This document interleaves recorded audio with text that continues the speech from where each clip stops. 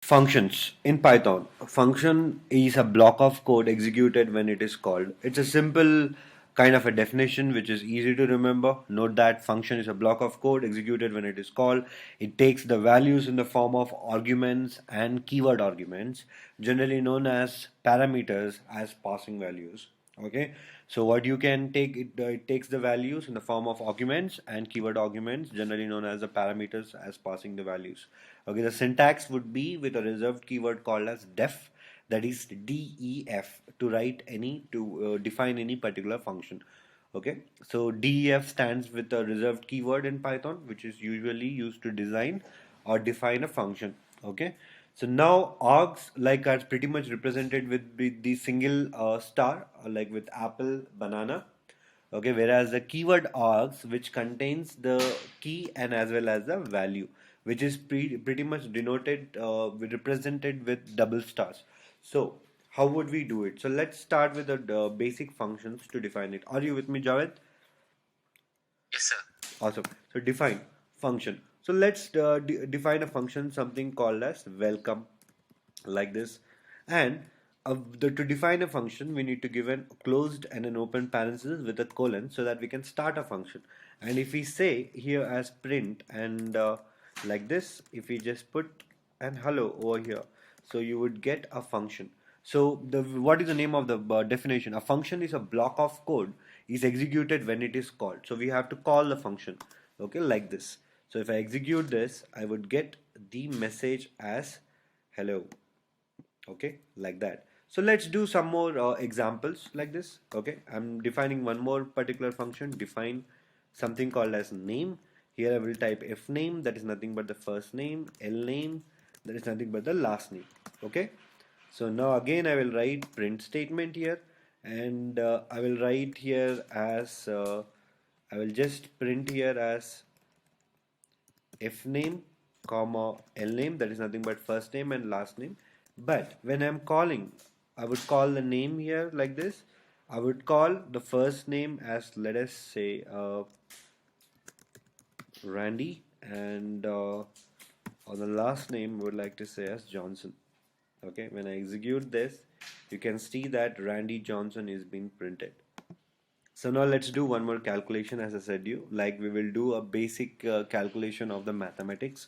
For example, define like nothing but a calci like this, okay, like with an empty function, and I would say here as passing the parameters as, let's say, x comma y. Okay, so I'm passing two parameters. Now I would like to give a print statement, something called as addition like this. Okay, and I would say x plus y over here. I would copy this, I would paste this, paste this, paste this, paste this like this. I would say subtraction, I would say multiplication, I would say division, I would say modulus like this. Okay, so now like here, what would I need to do? I would do minus, here it would be multiplication, here it would be division, here it would be percentile. So when I go ahead and call out this particular calci like this and print like 2 comma 3, or like if I say 10 comma 20 like this, or I can say 20 comma 10 like this, or 20 comma 5 like this.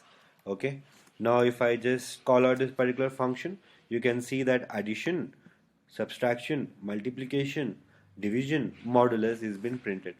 You understood the magic of it? Yes, sir. Very Now here, what will I do is, now let's take an input from the user. So I would define a function like this. I'll define a function and I would be writing you something called as, user inputs.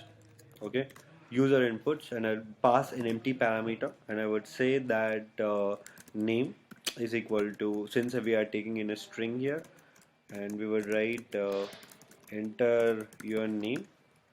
Okay, and age we are writing here, and since age is nothing but an integer, so I'm taking it in the integer form, and I would write here enter your age like this. Okay, and the moment when you write enter your age, you would be able to get the age like this. Now, and you can pretty much define whatever you want using the inputs, and like if you wanted to write address, location, like You can just pretty much write location is equal to, since location would be also in a string, and you can just write here enter your location. Okay, so now when you do this, when you call out this particular function, you needed to give a print statement like this, print, and you can type here something called as name and age and as well as location. And if you wanted to modify this, how would you do it? You can directly write a print statement, put an F here, and you can say my name is, okay, and you would get a name, and you can hit enter, and you can write my age is. I'm just showing in a basic way how to write it, and again it will, you can get it like this. One second. If I hit enter, I will write I am currently I'm currently at, okay, like this, and here I would be writing here as name, here I would be writing here as age, here I would be writing here as location. Okay, now this print statement is not required for us. Now if I save this program and if I wanted to execute this, like what do I need to do? I need to call out the user inputs. If I execute this program, it is asking me to enter the name. If I say something called as something called as April, okay. Age I would like to say is at 24. Location I would like to say it as, let us say I would like to say something called as Bangalore itself, okay. Let's say if I hit enter, you can just say my name is April, my age is, like that you can get it. So if you wanted to modify again, you can just pretty much put a slash n over here, a slash n over here. That's it. You would be able to get the Excellent. output like this again. See, what if I type something called as June here and 21, and what if I type something called as California like this, and you can say this, my name is June, my age is, my current location is California. You understood what did we do? Yes, sir. Okay, awesome. So this is one way to write it. So let's get started. Awesome. So now it's the return statement. So most people get confused the difference between a print and a return statement. Why do we use it? So we will tackle this and we will try to figure out what is the best way to use a return statement. The return statement is used to exit a function and go back to the place from where it was called. This statement can contain an expression that gets evaluated and the value is returned. If there is no expression in the statement or the return statement itself is not present inside a function, then the function will return the none object. Okay, let's see what exactly this means. So basically, like if I say define name, and if I give an empty string here, and if I say written, and I would say something called as written here, something called as, let's say, Alex. Okay, let's say Alex. Like this, if I just go ahead and write it. Now, if I just call out the name, what will happen? Will it be printing anything? So do not worry about it. This was our previous outputs. To have it our output, I would just give a print statement over here. I would like to just write an equal to symbol so that we can understand that something is happening after this particular bar.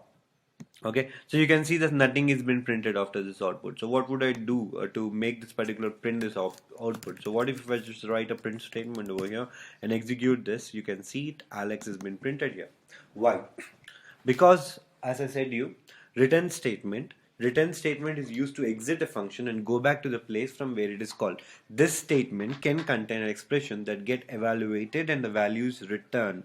There is no expression in the statement and return statement itself is not present inside a function. Then the function will return the none object. So basically what exactly happens when you call out a function who can go ahead and make sure can give you, without a print statement you wouldn't be able to see it. So we'll do the another example to show you what exactly the return statement could do. Define add, let's say, and you do a comma b mark. Okay, a comma b, and the moment when you do it here, you would say return a plus b like this. Okay, and you would say something called as print, to print this particular output, or you can just directly call out the add like 1 comma 3 is nothing but 3, so you wouldn't get any output unless you go ahead and type a print. See, you go ahead and type a print, you got a none, you got only Alex, you didn't printed the addition. So like this, if I just execute, I should get a result as 3. What if now I will, what if Raj, why can't we take an object something called as a is equal to like this, and if we can print a like this, so see, like this also it will work. So you can pretty much write addition like that, okay, addition, and you can hit an enter like this. Okay, so now basically you would find a proper result as addition is 3. You understood what did I do? Okay, now without a written we will try to do and make you understand and clear your doubt. Why did I take an object here? So now as you know, define name is equal to, if I just type print here as, let us say, hello, or let us say something called as, I would type as Thomas, let's say. Okay, so I've defined a function, and you know when you call out a name, what happens, ma? It will print the name. It will print the name as Thomas. Now, what if I will take an object A is equal to name, and if I print and that particular object A, what happens if I execute this? None will be printed. Why? Because there is no return statement inside it. That's the reason. That's the reason it will happen there. So what if rather than like this, what if I just have a written something called as Thomas, let's say Thomas like this, and I take an object x is equal to something called as name like this, and I would be printing this x here, executing this, you would get Thomas be printed here. So you understood the difference between the written and the print statement now? Why exactly use written and Yes. why do we do it? Okay, so now like this you can pretty much able to execute your operation. So now let's It's look very into, yes. confusing. Now let's learn about the arguments and keyword arguments. As I said you in the previous earlier, just like the argument stands like the strings, whereas the keyword arguments can give you a result in the form of a dictionary that has a key and a value. So the argument is represented by the single asterisk, whereas the keyword arguments are represented with double asterisk. So let's do two examples to understand in detail. So let me just go ahead here and just type a print statement that we are doing arguments and keyword arguments. Okay, so like star args and double star kw args, normal keyword arguments. Okay, so that our output remains the same. So when I execute this program, see that we are working from here. Okay, so now let me just start the program for you. Now let's say define.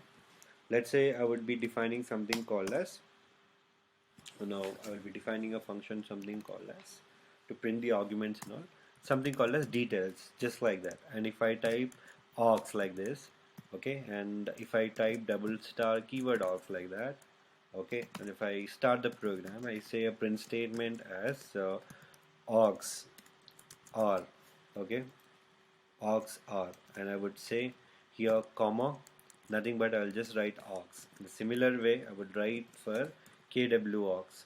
So here I would write kw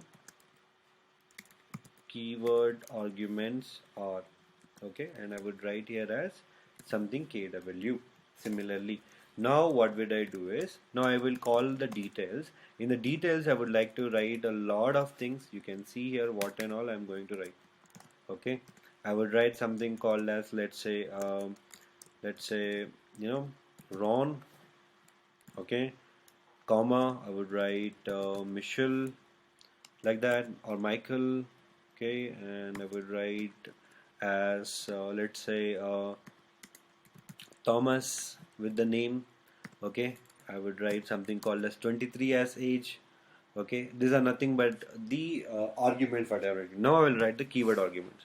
Keyword argument, what will I write is, I will write location is equal to, let us say Australia like this, okay. Location is equal to Australia, and I would like to say that full name is equal to, let us say I would write something called as Randy Johnson here, okay.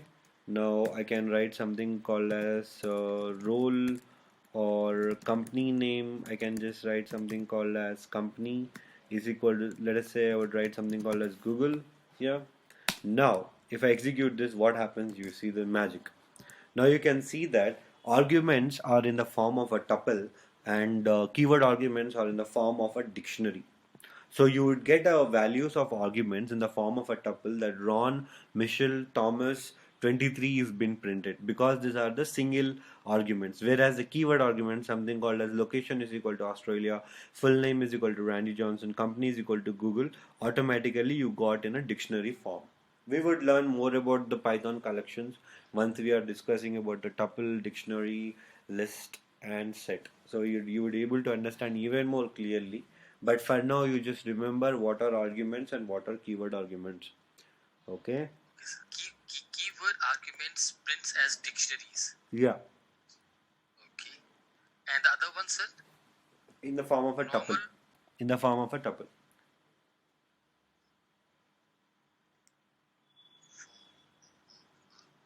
TUPLE. Hmm. This is a TUPLE, right? Tuple. Yeah. You can pretty much type any particular references. For example, let's say if I type something called as define. Okay, something called as define, and I would say something called as like uh, calculation, like CAL. I would just type CLC like this. Since the CALC already exists, let me just type calculation properly here. And I would say star X, and I would say double star Y. Double star Y, like this. Okay, so now this X will become the arguments, Y will become the keyword arguments. Now if I just say something called as print over here, and I would say something called as calculation, or I can directly say rather than calculation word, a moment, let me define something called as notes here. So notes, and in this I would say star A, star B. Okay, arguments and keyword arguments. Okay, print. Okay, here I would say something called as my notes on arguments. Like that, I will copy A like this, and I will say keyword arguments like this properly for you to understand in the basic way, and I would say here as B. Now when I just call out a function called notes here like this, notes, and I would say something called as like anything, A, I, A, E, I, O, U. These are nothing but all the arguments. Okay, nothing but all the arguments. Okay, now you can pretty much say something called as A is equal to alpha, B is equal to something called as Bravo, C is equal to something called as Charlie, like that. Okay, D is equal to something called as Delta, like that. Okay, so let me just type like that. So since it's a string, guys, I have to mention it in the quotes like this. Okay, you're understanding what I'm trying to do here, right? Yes, sir. So like this, I would be calling it. So let's execute this and see the result. My notes on arguments AEIOU properly. My notes on keyword arguments A, B, Bravo, Charlie, Delta. Like that, you would be able to do the keyword and arguments. Any doubts here? No, sir. Now, when we are talking about the recursion, like in the function, so I would like you to know the definition, like a proper meaning, what exactly it means. Recursion is a process of defining something in terms of itself. It is even possible for the function to call itself. These types of construct are termed as recursive functions. A Python code to explain a recursive function which is calling itself. So basically I'm showing a recursion function for you to understand with a factorial method. So factorial means nothing but in your mathematics, if you have seen something called as 3 factorial. 3 factorial can be like you can write 3 into 2 into 1. So the result would be Yes, sir. number Exactly. 6, right? So if I Yes. say something called as 4 factorial, it would be something called as 4 into 3 into 2 into 1. What would be the result? 6 fours, 24. Like that, you would get the result of the factorial number. So factorial number, writing it using a function, we will do it an example to understand the recursion. What is a recursion? Recursion is a process of defining something in terms of itself. Okay, so here we are calling the function inside a function again and again. You can pretty much note this as a nested functions as well. Okay, so now here you can see that I have defined a function called factorial, where I have passed a just a one argument called as x, so that we can say factorial of 6, factorial of 24, factorial of 3, factorial of 2, whatever it could be. And you know that one more definition, if I say 1 factorial, what is the output of it? 1 is equal to 1. 1 factorial is always One. 1. Okay.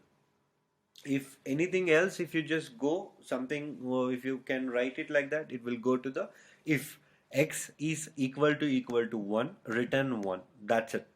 Okay. Else anything apart from x, you can pretty much type something called as else, and you can return like x into factorial of x minus 1. Of course, like, because you can see that 4 is the decrease to 3, 3 is decreased to 2, 2 is decreased to 1. That's the reason I have wrote it as x minus 1. Understood? And Yes. x Yes. into means the number is multiplied with this particular. So basically, you factorial of 4, if you say, here it will come, since you type the number 4, it is not equal to 1. So it will come to the else statement, and here it would be something called as, let's say, if we type a 6 factorial itself, because I have printed the 6 factorial, because there are the written statements contained over here. Now what if I say, what happens is, here if you type the 6 number over here, it will be like something called as factorial of 6, though the first number would be 6 with this x. Now here it would be multiplied like this, it would be multiplied like this, and it would go something called as 6 minus 1. Okay, something called as factorial of 6 minus 1, like this, factorial of 6 minus. Now what is the result again? Now the result again would be 6 is multiplied with factorial of 6 minus 1 is nothing but One. factorial of 5, right? So I'll just note it something called as 5. Now you tell me factorial of 5 means, first it will go as factorial of 5. Now factorial of 5 means again it will be factorial of 5 here. Now again this x will become 5. So it will become 5 Five into, minus one. and Four. again factorial, again it will become factorial of 5 minus 1, how much? Four. 4. Four. Okay, now again it will go to the, again it will go to the first particular function, since you are calling the factorial 4 again. So like that it keep on going in unless you get a result as 1, so that you can return a 1 and exit this particular program. So let's execute this. Right click on that, run particular function, so you can get 720. What if you write the letter 4, no, sorry, I mean it is number 4, you would get something called as 24. Understood the factorial number? Recursion. What is a recursion? Recursion is a process of defining something in terms of itself. It is even possible for a function to call itself again and again. Okay, this type of Exactly. construct are termed as recursive functions. So a Python code to explain a recursive function, like which is calling itself again and again unless we get a shortened form of it. So I hope you understood the factorial number, and this is one of the easiest method for you to help yourself to understand about the recursive. You can pretty much practice this so that you can understand. Clear? Any doubts on this?